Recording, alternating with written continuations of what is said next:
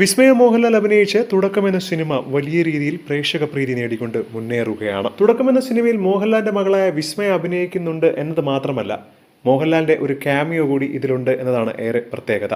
പക്ഷേ ഈ ഒരു സിനിമ കണ്ടിറങ്ങിയവർ ഭൂരിഭാഗം പേരും പറയുന്നത് ഇത് ലാലേട്ടന്റെ മകൾ തന്നെയാണെന്നാണ്. കാര്യം അത്രയും നന്നായിട്ടാണ് ലാലേട്ടന്റെ മകൾ ആദ്യത്തെ സിനിമയിൽ തന്നെ അഭിനയിച്ചിട്ടുള്ളത്.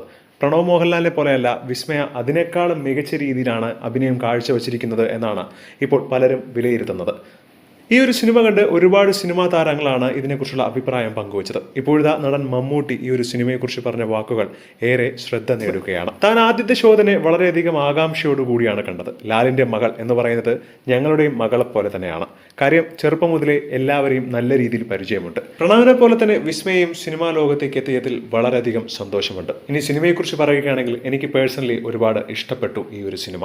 മാത്രമല്ല, വിസ്മയ അത് ലാലിന്റെ മകളല്ലേ, അഭിനയിക്കാതിരിക്കുമോ എന്നാണ് മാധ്യമങ്ങളോട് സംസാരിച്ചപ്പോൾ മമ്മൂക്ക ഈ ഒരു സിനിമയെക്കുറിച്ച് വിലയിരുത്തിയത്.